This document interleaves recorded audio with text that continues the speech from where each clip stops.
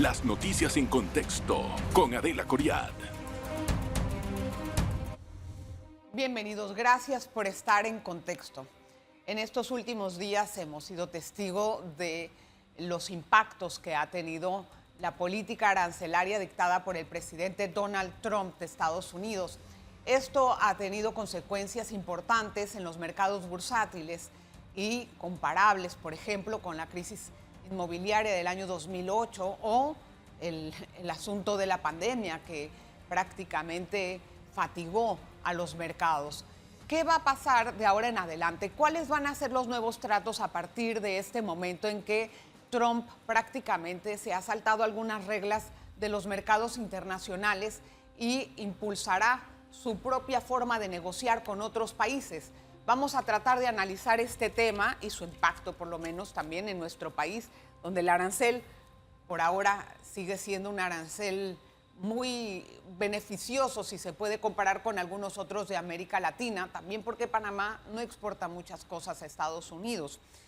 Va a estar con nosotros el profesor Víctor Hugo Herrera, él es catedrático de la Facultad de Economía de la Universidad de Panamá, investigador, también forma parte de algunos estudios que se han hecho a lo largo de todo este tiempo en diferentes escenarios. Gracias, profesor, por estar con nosotros. Bienvenido. Gracias por la invitación. Profesor, ¿usted cómo describiría, por ejemplo, los últimos hechos en cuanto a las tarifas dictadas por el presidente Donald Trump a diferentes partes del mundo? ¿Cómo lo describiría? Por ahora, como un evento catastrófico, desde el punto de vista de su impacto en el comercio mundial, y por supuesto que va a tener repercusiones no solamente sobre el trasiego de mercancías, ya lo está teniendo, sino también en la parte del movimiento de capitales, sobre todo la incertidumbre que se genera con esto. Creo que lo más pernicioso de toda esta situación es ese halo de incertidumbre que se genera sobre los mercados. Ustedes pueden ver las bolsas de valores a nivel global cómo han estado saltando y esto va a ser una escalada, ¿verdad?, tanto de alzas como de bajadas que se van a seguir dando según evolucionen los acontecimientos, porque los mercados financieros y el comercio global son mercados muy nerviosos ante solamente el hecho de que se estén dando dictámenes, ¿verdad?, o declaraciones, amenazas en este sentido. Eso hace pues que todo el mundo esté en este sentido en una situación de alerta y por supuesto medidas y contramedidas. Ya hemos visto en la incertidumbre, hemos visto ya la Unión Europea también está hablando ya de sus contramedidas. Bueno, ya usted ha visto lo que ha pasado con Canadá y México también, que es su mercado natural, son sus países vecinos y pues por ahora se mantiene en un letargo, ¿verdad?, la aplicación de posibles medidas contra estos países porque también ya han reaccionado frente a las declaraciones. Hasta ahora ha sido una guerra más declarativa que, digamos, ¿verdad?, de acciones concretas tomadas, a diferencia de lo que ya ha venido dándose en los últimos acontecimientos, ¿no?, más recientes. Profesor, yo escuché unas declaraciones del presidente de Singapur que me hizo favor de reenviármelas, un gran amigo de la casa, el doctor de la Espriella. Y en esas declaraciones él explicaba a su pueblo que ahora empezamos a entrar en un nuevo orden económico, un orden económico que tal vez regía en los años 30, en donde cada país trabaja bilateralmente o en bloque con sus contrapartes. Me pregunto entonces, ¿qué pasa con todos los tratados de libre comercio que se han negociado hasta el momento? ¿Quedan a un lado?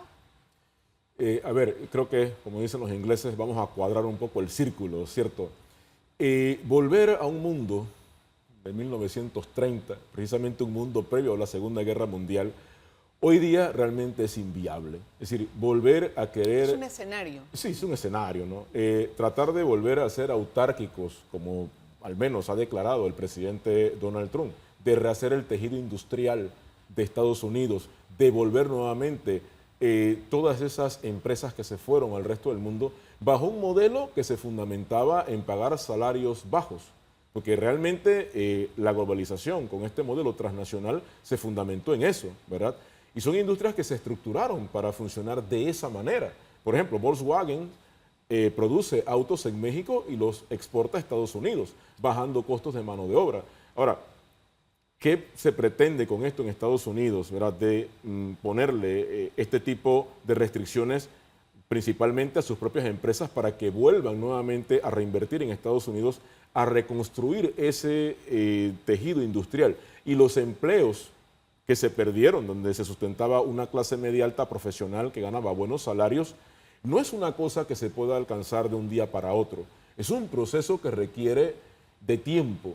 Y por otra parte también que hoy día tenemos una situación con la crisis energética que ya no solamente se vale con decir, bueno, producimos, ¿verdad?, más barato, como fue el caso de China en su momento, en los 80, los 90, ¿verdad?, con mano de obra más barata, sino que ahora tenemos una crisis energética en serio, sobre todo en el caso de Europa, donde está encareciendo los costos de producción. Y ya la industria automotriz alemana, por ejemplo, está padeciendo esta situación y está afectando sus exportaciones. Y muy mal le viene ahora esta situación, ¿verdad? Estados Unidos igual. Donald Trump pretende volver a reabrir las antiguas fábricas de carbón, las antiguas instalaciones petroleras, ¿verdad?, que ya pues por razones del cambio climático y los compromisos que tenía Estados Unidos, ¿verdad?, se estaban dejando de lado para tratar de ir hacia un nuevo sistema, una matriz energética limpia, energías verdes. Entonces, tratar de deshacer todo esto con los tratados de libre comercio y sobre todo, fundamentalmente, siendo Estados Unidos un país que no es cualquier país, es la primera potencia del mundo, sí, y que el dólar es la moneda conductora del comercio internacional, no es una cosa, ¿verdad?, que se pueda cambiar de golpe. Es decir, el presidente Donald Trump está gobernando actualmente por decreto. No sabemos también hasta dónde, a pesar de que él tiene la mayoría en el Senado, hasta dónde también los senadores sigan siendo permisivos, ¿verdad?, con ese estilo de gobernanza. Pero, profesor, yo quiero entender entonces, ¿cuál va a ser el uso de los tratados de libre comercio en estos días? Porque al establecer una nueva política de relación bilateral, se esquiva este tipo de acuerdos que se hicieron en el pasado. La OMC, ¿para qué va a servir? Me lo contesta, pero después de la pausa. Muy bien. Sí, por favor. Vamos a regresar enseguida, no se vaya, le voy a analizar todo lo que tiene también concerniente a Panamá, no se vaya. En breve regresamos con En Contexto. Hoy tengo en el estudio al profesor Víctor Hugo Herrera de la Universidad de Panamá, es catedrático de la Facultad de Economía. Profesor, estábamos hablando antes del cambio, la funcionalidad de la OMC en nuestros días. Entonces, quiero que me explique qué tipo de reglas van a regir en el mundo en el comercio internacional. Bien, partiendo de la OMC como un organismo multilateral y que el multilateralismo a nivel global, no solamente en el caso del comercio, en el caso sanitario, ¿verdad?, y en otras áreas, está en crisis también. Yo creo que aquí desde hace mucho tiempo se ha venido, ¿verdad?, adoleciendo de relaciones comerciales que son desiguales, las llamadas relaciones norte-sur, ¿verdad? Y en donde efectivamente en muchas ocasiones los tratados de libre comercio tampoco han sido del todo favorables para muchos países, sobre todo países pequeños que tienen pues un nivel de impacto, ¿verdad?, comercial muy pequeño en economías mucho más grandes.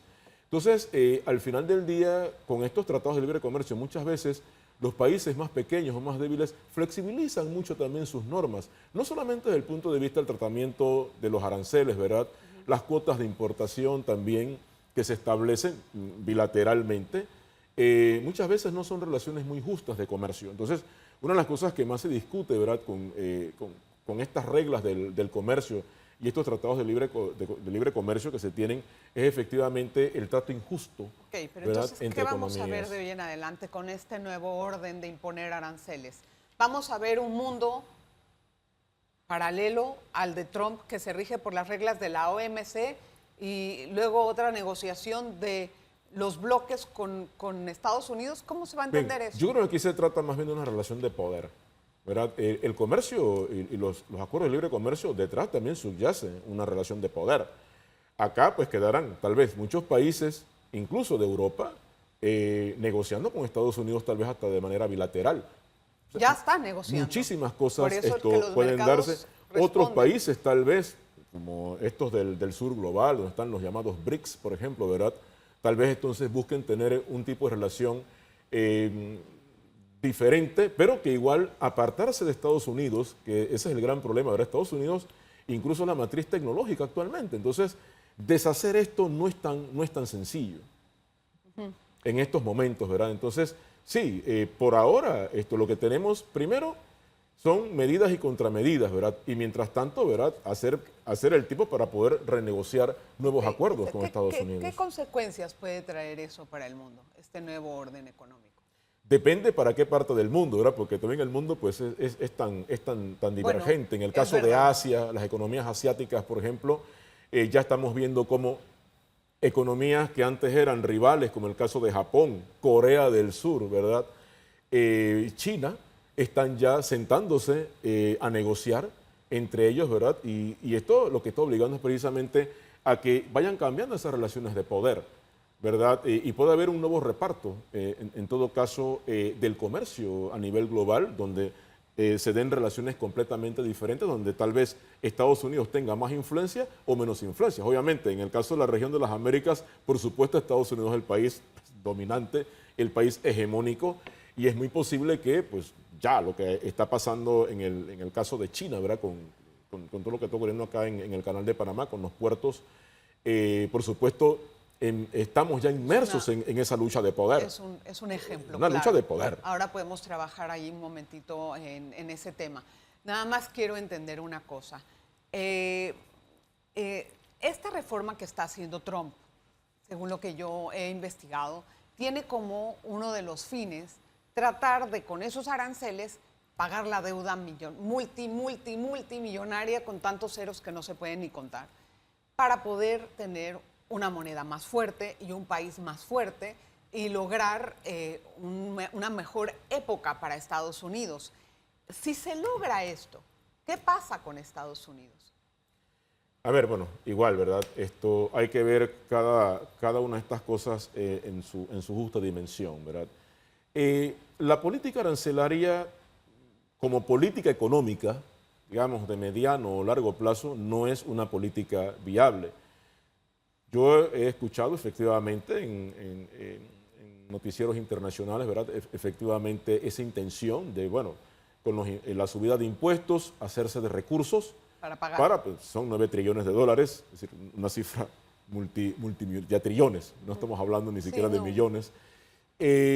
Y con esto, pues bueno, se pretende, ¿verdad?, hacerse de recursos. Lo que pasa es que hay que ver qué ocurre en el comercio internacional de Estados Unidos, como les decía, con la cuenta corriente, donde están las importaciones y exportaciones. Subir aranceles, pues obviamente encarece las importaciones. Sí, el gobierno recauda más impuestos, pero el otro problema es que la población sale lastimada con relación al incremento en el costo de la vida.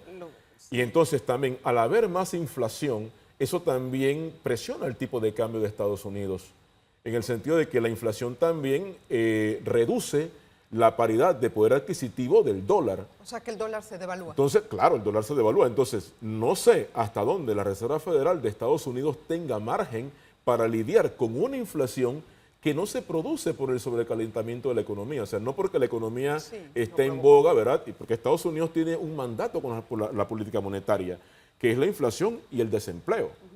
Entonces, el problema es que pero eso esto... es temporal, eso es lógico. O sea, no es una política, se entiende que no es claro, una política. Claro, pero el problema de esto es que, como ocurre muchas veces cuando tenemos estos choques, ¿verdad? En algunos casos, cuando se deben a incremento en los costos de producción, y en este caso los aranceles también pueden subir esos costos de fabricación, se dan procesos estanflacionarios que ya se han vivido anteriormente. La historia recoge mucho de estos choques y que el problema es que cuando estos choques se dan, aunque ya pase el evento, por ejemplo, digamos que esta política, estas medidas duren 6 meses, por decir algo, el problema es que queda un subempleo y una inflación subyacente, ¿verdad?, producto de las expectativas que se generan en los mercados. Entonces, sí, el epicentro del problema ocurre, pero quedan, ¿verdad?, las réplicas de ese problema hasta 1 o 2 años más. Entonces, frente a esto, ¿verdad?, no sé. Pero después se mejora. Es que yo veo esto como una política a largo plazo, no corto plazo. Claro, pero el punto está en que, bueno, se desmejoran también las condiciones de vida de la gente y puede haber más desempleo, porque igualmente al subir los aranceles también se genera un problema también con las ventas de las empresas.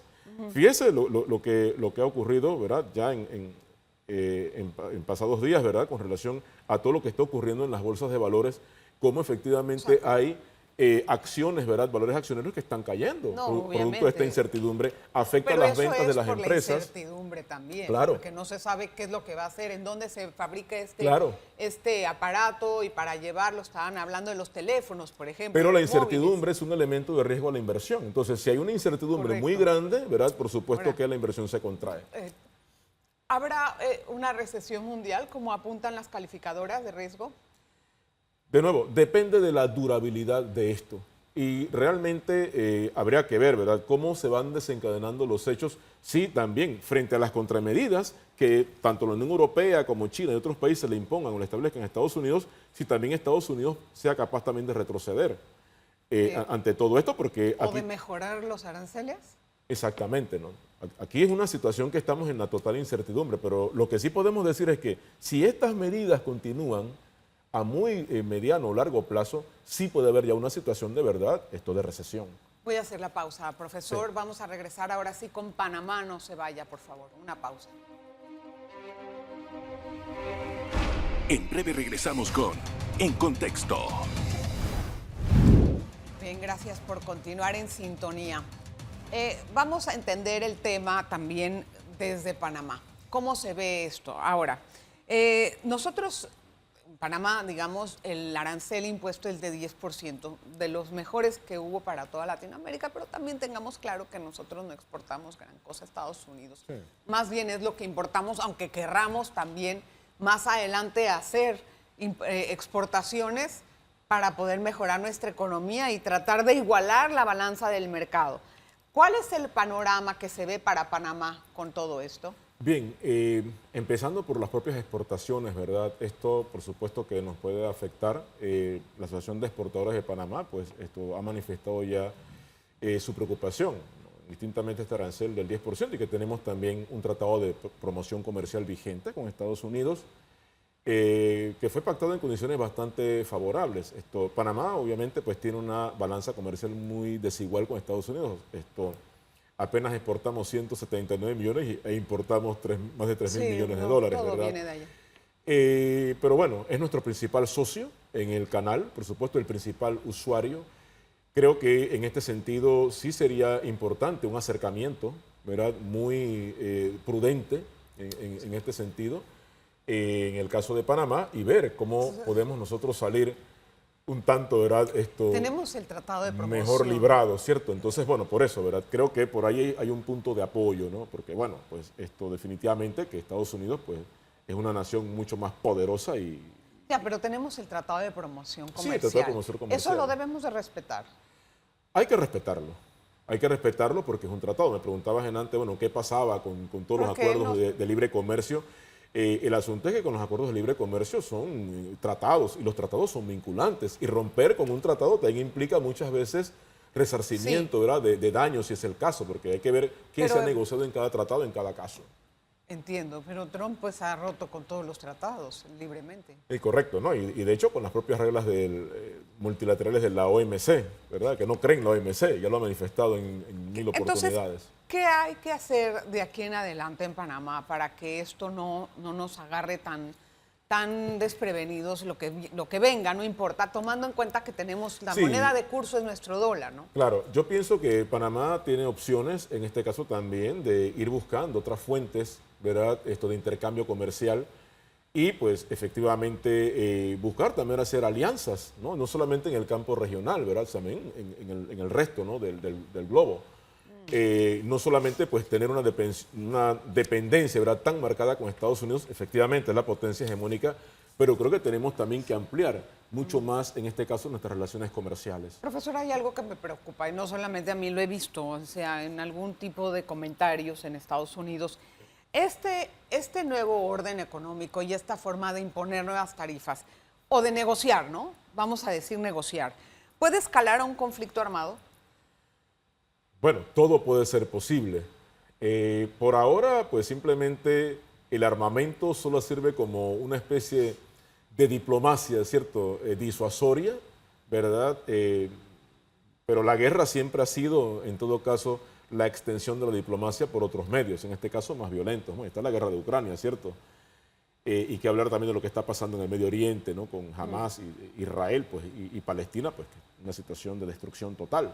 Entonces sí, definitivamente que ya la historia nos ha demostrado 2 guerras mundiales donde primero hubo una guerra comercial. Se recuerda antes de la Primera Guerra Mundial, cuando los ingleses le pusieron a los alemanes aranceles a los cuchillos y todo lo demás. Por eso evocaba esa época. Y vamos viendo eso, ¿verdad? De que efectivamente las cosas pueden ir escalando. Claro, con otros ingredientes también políticos, ¿no? Por supuesto. ¿Qué hará China, por ejemplo? Ese es un país importantísimo porque es la fábrica del mundo y muchos de los aparatos que se consumen en Estados Unidos están hechos allá, aunque sean marcas estadounidenses. Sí, es que mira, cambiar la matriz, China se convirtió en la fábrica global. Eso no le gustó a Estados Unidos. Pero cambiar esa matriz no es una cosa tampoco de 1 ni 2 años. O sea, esto fue un proceso. Revertir eso también implica un proceso de 10, 15, 20 años. O sea, no es una cosa que se logra de un día para otro. Entonces, esa inmediatez, ¿verdad?, hacia ultranza, sí puede esto ser muy pernicioso tanto para Estados Unidos como para el resto del mundo. ¿Usted no cree que vayan las empresas a Estados Unidos y se instalen ahí a trabajar? No se puede hacer de golpe. Es decir, pero si les dan muchas facilidades, es decir, sí, pero igual, imagínate, Adelita, montar una fábrica de celulares, ¿verdad? Es decir, es rehacer tu cadena de suministro, la cadena de valor, ¿verdad? Es repensar todo esto, pensar que los salarios que vas a pagar, porque lo que estás protegiendo también, entre otras cosas, es el empleo, ¿verdad? Sí. Repensar todo esto, buscar nichos de mercado nuevos, ¿verdad? Para estos tipos de patrones que se van a ir dando. Y Estados Unidos, sí es cierto, es hoy día la matriz tecnológica del mundo. Yo pensaba, en el caso de Estados Unidos, que Donald Trump iba a apelar a eso. La industria farmacéutica estadounidense es muy poderosa, ¿verdad? En este sentido, y tiene con qué buscar nichos de mercado competitivos sin tener incluso que buscar salarios bajos. Pero en fin. Profesor, esta guerra arancelaria, ¿cómo va a afectar el paso de mercancía por el canal? Muchísimo, ¿verdad? Esto pues puede hacer que, por supuesto, baje mucho los flujos comerciales. Posiblemente algunos países traten de buscar algunas otras rutas bajando costos. Se está hablando del deshielo que se está dando allá en el Polo Norte y que por ende también por eso Trump ha demostrado su interés en Groenlandia, porque ahí se va a hacer un canal natural, ¿no? Que por supuesto puede hacer que mucho del comercio, ¿verdad?, que pasa por el canal de Panamá se desvíe, ¿no? Se está apostando a muchas cosas y ya eso está ocurriendo en estos momentos. Entonces sí, definitivamente que en el caso de Panamá también tenemos que ver nuevas alternativas. Profesor, si nosotros tenemos un arancel del 10%, por ejemplo, ¿conviene aquí reexportar productos y lo entendería Estados Unidos como producto de origen? Si se reexporta, por ejemplo, si un país tiene un arancel de 34%, sale más fácil traer la mercancía aquí y de aquí aprovechar ese 10% hacia Estados Unidos. No, definitivamente que no, y hay experiencias ya, incluso en la misma Europa también, ¿verdad? Sí hay mecanismos en los cuales las empresas tratan de triangular cosas, ¿verdad? Por ejemplo, como el caso de China con las bicicletas que exportaban a Alemania, ¿verdad? Hacían entonces los cuadros, o sea, los caballos de las bicicletas en Singapur para exportarlos a Alemania, igual les ponían aranceles. O sea, que eso no va a ser una ventaja para nosotros de alguna manera aprovecharlo. Para eso, ¿no? O sea, las empresas tratarán de buscar reducir, por supuesto, costos, ¿verdad? Panamá tiene parques logísticos, ¿verdad? Que perfectamente se pudieran pensar. Tal vez producir aquí, sí. Producir acá, sí. Con nuestra mano de obra. Claro, porque imagínate, si esas partes vienen de China, se ensamblan en Panamá, igual, o sea, caemos en el mismo problema. Es verdad. Profesor, gracias por la ampliación, la ilustración del panorama. Gracias por la invitación, Adelita, también. Muchísimas gracias por estar igual, con nosotros. Y a la orden. Es un gusto en cualquier otro momento también. Claro que sí. Gracias, profesor, y gracias a usted siempre por estar con nosotros. Agradezco mucho su sintonía. Nos vemos la próxima. Las noticias en contexto con Adela Coriad.